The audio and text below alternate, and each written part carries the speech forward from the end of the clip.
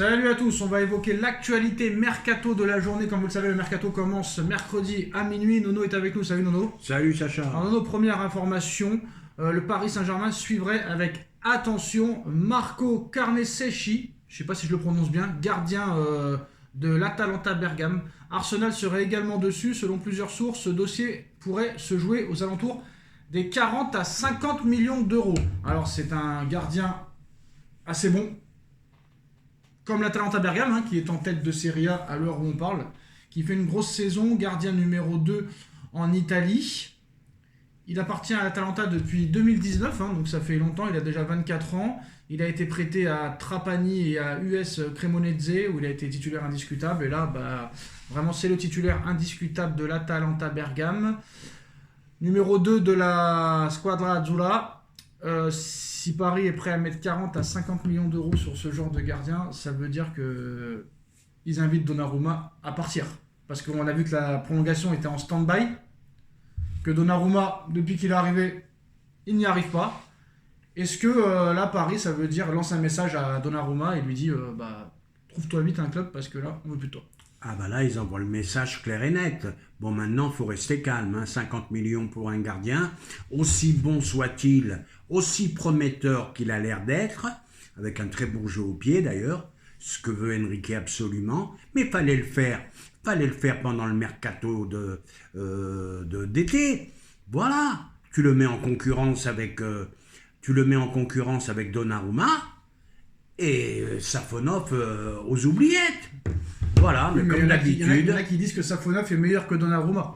Ouais, mais alors là j'arrête de parler ballon. Si les mecs ils trouvent que Safonov est bon, écoutez. Moi je suis désolé. J'arrête. Je suis désolé, mais Donnarumma ne m'a pas prouvé qu'il est meilleur que Safonov. Mais Donnarumma n'est pas bon non plus. Pour moi, on a deux gardiens très moyens. Ouais, mais t'as un gardien quand même qui t'a arrêté 2 pénaltys à la séance de tir au but. Oui, mais ça arrive. Bah oui, ça arrive. En tout cas, le PSG étudie cette piste. Il est sous contrat jusqu'en juin 2026, donc il sera à 1 an de la fin de son contrat cet été, donc c'est possible que Bergame le vende si jamais lui ne veut pas prolonger. Donc voilà, c'est la dernière information de la presse, et il est dans le viseur d'Arsenal aussi. Donc on verra, franchement moi je ne l'ai pas assez vu, mais c'est vrai qu'il a fait ses preuves et que là en Serie A il fait une grosse saison, vainqueur de l'Europa League l'année dernière, et Atalanta qui est en tête de la Serie A cette année. Voilà, c'est ce que je te disais. Donc grosse promesse. Bon, maintenant, je vais te dire, il est à 2 ans de la fin de son contrat. Bientôt, il sera plus qu'à 1 an de la fin de son contrat. Donc, l'Atalanta sera obligé de le vendre. Ils ne voudront pas le voir partir gratuit. 50 millions, je pense que non. Je pense que c'est une histoire qui finira quand même vers les 30. Et malgré tout, 30 pour un gardien, c'est énorme. Moi, je suis pas sûr. Si l'Atalanta Bergame gagne la Serie A, va loin en Ligue des Champions... Ils vont pas faire de cadeau, Nono, je peux te le dire. Ah, mais de toute façon, dès que c'est Paris, il n'y a pas de cadeau, tu le sais bien. Alors, bref, de toute façon, il n'y a que 2 clubs qui sont intéressés pour le moment.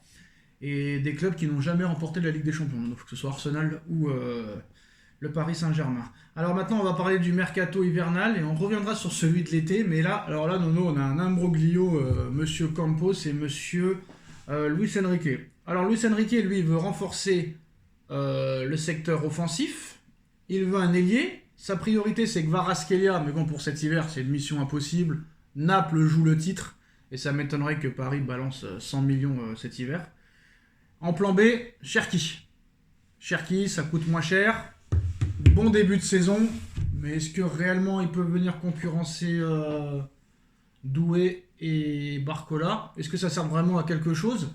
Mais c'est Enrique qui le voudrait. De l'autre côté, on a Monsieur Campos, qui veut Osimhen et qui veut Gyökeres, mais bon, il a très bien compris que Enrique n'en voudrait pas.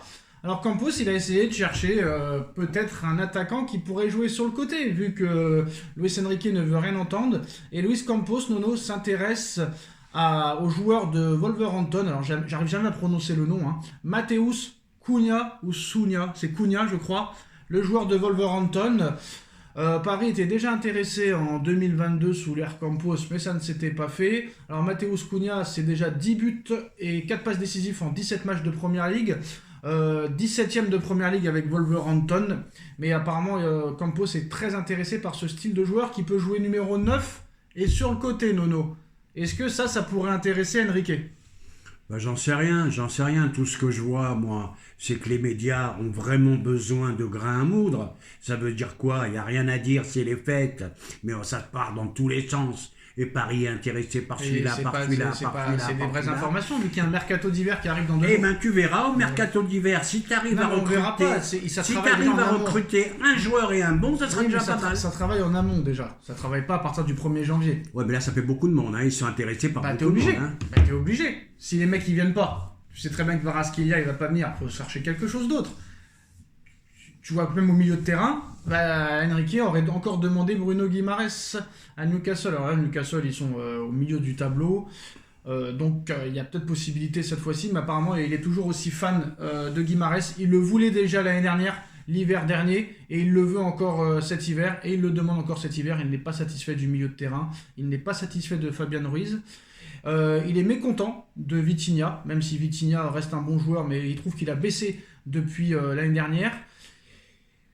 Joao Neves, très bon joueur, mais n'arrive toujours pas à passer un gros palier, mais ça ne suffit pas. Et bien sûr, Fabian Ruiz, qui n'est que l'ombre de lui-même, et Warren Zaïre-Emery, qui n'arrive pas à retrouver son niveau de ses 6 premiers mois, de sa première année, on va dire, au Paris Saint-Germain, 6 mois Galtier et 6 mois Enrique.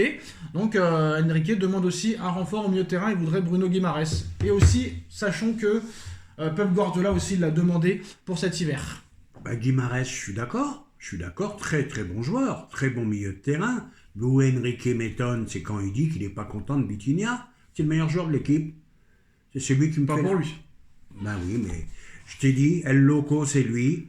El Loco, c'est Bah lui. non, c'est pas pour être d'accord avec lui, mais moi, Vitinha, il m'a plus impressionné l'année dernière, les 6 premiers mois surtout, les 6 premiers mois avec Galtier aussi, que cette année. Moi, cette année, il m'impressionne pas trop. Il tire très bien les pénaltys, mais il est pas très régulier par rapport à l'année dernière. Moi, je le trouve pas exceptionnel, c'est mon avis. C'est mon avis. Parce que tu es déjà dans un PSG beaucoup moins fort que l'année dernière. Et pourtant, Vitinha était là l'année dernière. Et oui, mais moi je le trouve très très bon. Bon, Tant maintenant, comme dirait l'autre... Hein, on l'a vu en Ligue des Champions, hein, très très bon. Comme dirait l'autre, oui, mais Sacha, à chaque fois tu me donnes les mêmes arguments, alors je vais te C'est la répondre. vérité, il est pas si fort que Je ça. vais te répondre, personne n'a été bon en Ligue des Champions à Ouais, Paris. je sais ce que tu vas me dire, Alors, il est tellement mauvais que le Real le veut. il y en a qu'un qui a été bon en Ligue des Champions, il s'appelle Hakimi. Non, et il y a encore. Il y a qu'un joueur qui a été bon cette année à Paris, c'est Hakimi. Le reste, c'est. Eh c'est ben, pas je vais te le terrible. dire. Ben voilà. Donc non, mais Guimaraes, ça risque d'être mission impossible. Faut balancer 100 millions quoi qu'il arrive. Guimaraes, en plus, Newcastle, c'est un club qui a. C'est l'Arabie Saoudite, ça a beaucoup Oui, d'oseille. mais je pense pas qu'ils vont vouloir renforcer City. Hein. Moi, je pense pas. Peut-être pas, ouais. Je pense pas. Donc, mais Guimaraes, ce serait quand même le joueur idéal au milieu de terrain. Ah, ça serait sympathique. Alors, on évoque un. Manchester United, pardon, a proposé un échange Randal Colomwani, Marcus Rashford. Ça a été un non catégorique de la part du Paris Saint-Germain, même si Rashford a été aimé et courtisé par le Paris Saint-Germain il y a 1 an ou 2. Paris n'est plus du tout intéressé par Marcus Rashford. Marcus Rashford, les enfants ont 16 millions d'euros par an de salaire à Manchester. Et met plus un pied devant l'autre. Alors, faut oublier cette histoire. Donc on continue avec les pistes mercato. Nuno Mendes veut quitter le Paris Saint-Germain. Nuno, est-ce que Paris va faire une autre proposition un peu plus élevée en salaire, ou est-ce qu'ils vont rester sur leur position et ils vont l'inviter à quitter le club cet été? J'espère me tromper, mais j'ai bien peur qu'on le perde cette année. Donc et ça veut dire peut-être même plus tôt que prévu, peut-être même dans le mercato d'hiver. Non, pas impossible. Mais ils vont prendre le risque de rien lui proposer et de le laisser partir. Ils ne lui mettront jamais à la hauteur de Zaïre Emery et des autres, donc l'écart est trop grand parce qu'il part de trop bas. Il a que 23 ans, c'est tout. Hein. Oui, mais il mérite un salaire équivalent à un Zaïre Emery, un Vitinha, etc. Pourquoi lui ne l'a pas? Bon, ça commence à le gonfler. En plus, son ancien entraîneur compte absolument sur lui, il fait le forcing. Amorim le veut.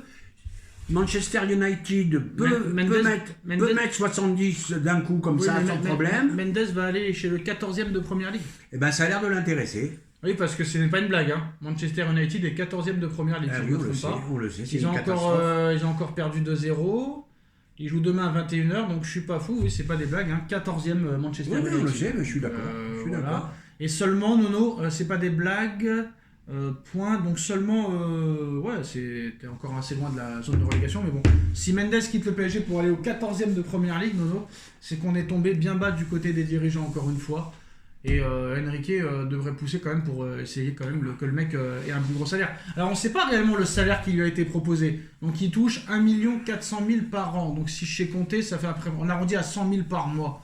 100 000 par mois, Warren 700 000, Joao Neves 700 000, Fabian Ruiz 700 000, Warren Zaïre-Emery 700 000, bah pour lui il mérite 700 000. Hein. C'est ce que je t'ai dit. C'est ce que je viens de te dire tout à l'heure, mais l'écart il est trop grand. Ils peuvent pas le monter de 100, bah ils l'ont fait pour Zaïre-Emery, tu me diras. Et voilà. Mais donnez-lui au moins, j'en sais rien, moi, donnez-lui un salaire qui se rapproche des joueurs qui sont pas 100% titulaires en plus. Alors que lui il l'est. Alors que lui il l'est. Et c'est pas le plus mauvais en plus de ça, même s'il n'est pas encore à son niveau de 2021-2022. Non, moi ça me ferait chier. Mais il revient. Ça me ferait vraiment chier de le perdre. Hein. Alors la grosse information, il y a 2 grosses informations ce soir, nous la première, hein, et elle est sous tes yeux. Alors Vinicius sur le départ, alors Manolo Romero, ancien membre des Merengues, ancien membre du Real Madrid, a indiqué que si les clubs saoudiens ou un autre club viennent avec 300 millions d'euros sur la table, je suis sûr et certain à 1000% que Florentino Pérez vendra Vinicius, et peut-être même pour moins. Qu'il l'emmène même à l'aéroport, et il l'emmènera à l'aéroport. C'est que 250 millions ou 300 millions, c'est beaucoup d'argent. Je pense que l'enfant gâté de Florentino sera Mbappé et pas Vinicius. Et Vinicius le sait très bien. Est-ce que le départ de Vinicius, Nono, est inévitable cet été ? Inévitable. Et je suis content parce que je l'ai dit avant. Vinicius et Mbappé, ça ne peut pas cohabiter pour 2 raisons. Parce que déjà Vinicius à l'instant T est plus fort que Mbappé. Mbappé, comme a dit le journaliste, c'est un enfant chéri de Pérez. Donc il voit que par lui, Pérez, je comprends pas. T'as le meilleur joueur au monde en ce moment, il voit que par Mbappé. Le football devient fou, je comprends plus rien. Donc voilà, ça peut pas cohabiter les deux. Donc l'Arabie Saoudite, ou pourquoi pas le PSG, une offre à 250. Ce qui est possible. J'en sais rien. Et un autre joueur, Nono, que Paris en fait sa priorité, c'est Yamal. Hein, Yamal, 17 ans, qui enchaîne les blessures ces temps-ci. Il sera de retour le 8 janvier. Lamine Yamal, qu'on le veuille ou non, Nono, vient de réaliser une année 2024 exceptionnelle, que ce soit avec le Barça et surtout avec la Roja, vainqueur de l'Euro en étant titulaire. Mais là, on a un petit peu peur parce que depuis quelques mois, ça enchaîne les blessures. Donc on verra ce qui se passera. Il a que 17 ans. On parle d'un joueur comme s'il avait 27 ans de ce joueur, mais il en a que 17. Donc maintenant, on verra comment ça va se passer la deuxième partie de saison. Mais il est en fin de contrat, Nono, à l'été 2026. Il n'a toujours pas prolongé. Son agent, qui est son agent, Nono ? Son agent, ouais, je l'ai sur le bout de la langue, mais c'est le grand ami à Campos. Grand ami à Campos, comment il s'appelle ? Le grand ami à Nasser, Nono. Comment il s'appelle ? Il a le même nom de Mendes. Jorge, il a dit à monsieur Laporta, si tu quadruples pas son salaire, bah il partira libre en 2026 pour 0€, Nono. Oui, il est en fin de contrat en 2026. Il veut quadrupler son salaire. Et là, pour l'instant, il se sert du Paris Saint-Germain pour avoir un salaire quadruple. Mais comment le Barça va-t-il payer ça, Nono, alors qu'il n'arrive même pas, il vient déjà arriver, mais il n'arrive même pas à inscrire Olmo et un autre joueur sur la liste de la Liga. Et ils sont en train de vendre leur âme avec Spotify, machin et compagnie pour essayer de les inscrire. Comment parce que je pense que s'ils avaient les moyens, le Barça, de le prolonger, ils l'auraient déjà prolongé. Surtout avec la saison qu'il vient de faire. Et là, toujours rien depuis l'Euro 2024. Est-ce que c'est possible que Yamal arrive au PSG gratuitement à l'été 2026, Nono ? Ou sinon, est-ce que Paris va devoir, est-ce que le Barça, Laporta, va devoir obligatoirement le vendre l'été prochain à 1 an de la fin de son contrat ? Gratuitement, faut pas y croire. Moi, j'y crois, moi. Moi, j'y crois pas du tout. C'est pourquoi j'y crois ? Parce que c'est que dans 1 an et demi, donc c'est très, très court. Et puis tu sais que quand ils partent libres, non seulement ils ont une grosse prime à la signature, les joueurs, et l'agent il se gave en même temps. Hein. Mais comme pour Mbappé, ça sera le feuilleton de l'été. S'il ne re-signe pas début de saison prochaine, ça va être le feuilleton de l'été. Donc le Barça n'a pas les moyens de le laisser partir libre. Alors donc soit le Barça lui quadruple son salaire comme tu as dit, ou soit il y a une proposition qu'ils ne peuvent pas refuser. Et de toute façon, je vais te dire, c'est vraiment le joueur qu'il faut recruter. Mais quel club va mettre 250 millions d'euros sur un joueur qui est en fin de contrat dans 1 an ? Rappelle-toi, le Real de Madrid avait proposé je ne sais pas combien à 1 an de la fin Mbappé. Et que Paris avait refusé. Et ils l'ont pas refait une deuxième fois. Voilà. Et tu sais que maintenant la nouvelle mode c'est que les joueurs partent libres. Ah, mais maintenant c'est prime à la signature. Et surtout la philosophie de Pérez. Là, Alexander Arnold est au Real Madrid à 99%. Il manque plus que la signature. À partir du 1er janvier, ça pourrait être fait. Et bah Pérez pourrait avoir Arnold gratuitement. Ouais, mais Alfonso Davies gratuitement. Oui, mais j'ai vu ça tout à l'heure, mais là ça devient ridicule parce qu'ils veulent tous aller qu'au Real. Il y a un moment, on est 11 sur un terrain. Non, tu disais. Attends, je finis. Mais tu disais, il n'y a pas que l'argent dans la vie. Bah, ces mecs-là, ils pensent pas qu'à l'argent vu qu'ils veulent aller au Real. Je vais te dire, non seulement il y a l'argent, mais ils ne pensent qu'au Real. Il n'y a que 11 bonhommes sur le terrain. Et tu as des joueurs merveilleux qui cirent le banc toute la saison. Donc c'est infernal. Ouais, mais n'oublie pas que. Le Real, stop un petit peu. N'oublie pas qu'Alaba et comme il s'appelle, et Militao, ça fait 2 ans qu'ils jouent pas. Oui, d'accord. Bah ça, le blessure, c'est le lot des joueurs. Hein. Courtois, 1 an blessé, donc ces mecs-là, faut les remplacer. Mais, Quand tu vois la défense centrale du Real, Nono, c'est très gros danger. Il n'y a que Rudiger qui est un Carvajal blessé toute l'année, Alaba qui revient pas. Militao encore blessé, t'as toute la défense centrale presque qui est décimée. Oui, toute la défense même. Oui, je suis d'accord, mais malgré tout ça, attention à eux, parce que... Ah bah oui, il ne veut pas recruter, hein. Mais comme d'habitude... il fera tout pour avoir tout gratuit. Ça se trouve, même va savoir, il peut même piquer Yamal à Porta en 2026, hein, monsieur Pérez. Hein. Tout est possible. Hein. Ouais. On a déjà vu des Real Barça Real. Hein. Mais je vais te dire, ça y est, lui dans son esprit, c'est Mbappé, une équipe qui tourne autour de Mbappé. Donc il va prendre 1 tonne d'oseille avec Vinicius. Peu importe qu'il achètera, ça sera 1 tonne d'oseille. Voilà, on risque de dépasser même avec Vinicius le transfert de Neymar. Hein. Combien que c'était Neymar déjà ? 2 et Mbappé 180, oui c'est ça. Donc on risque de passer au-dessus. Mais comme je le dis et je le maintiens, Yamal c'est vraiment pour le PSG. On n'est pas loin du meilleur joueur du monde et ça sera le meilleur joueur du monde pour moi. Faut encore le prouver. Hein, sur Transfermarkt, ça y est, il est passé au-dessus de Mbappé au niveau du prix. Mais non, les plus gros transferts de l'histoire n'ont pas forcément eu des gros palmarès. Je suis d'accord. Après, c'est autre chose. Sur le terrain. Mais moi, c'est le seul joueur qui me donne des frissons aujourd'hui. T'imagines, il y en a qui disent encore que Neymar, c'est l'un des meilleurs joueurs de l'histoire. C'est quand même un mec qui a 0 Coupe du Monde, qui a 0 Ballon d'Or, qui a même pas fait une finale de Coupe du Monde, qui a 0 Copa América, et ce mec-là est traité comme une légende. T'imagines, il aurait gagné tous ces titres-là, ce serait plus une légende, ce serait un monument, mais les mecs, ils se un trompent. Historien. Et les mecs, ils se trompent en talent pur, c'est un phénomène. Ouais. En talent pur. Ouais. Regarde les vidéos à Santos à 18 ans, tu te dis c'est quoi ce mec ? Et ça a apporté quoi à l'arrivée ? Mais le problème, un gros gâchis, et ça sera pas le premier, ça sera pas le dernier.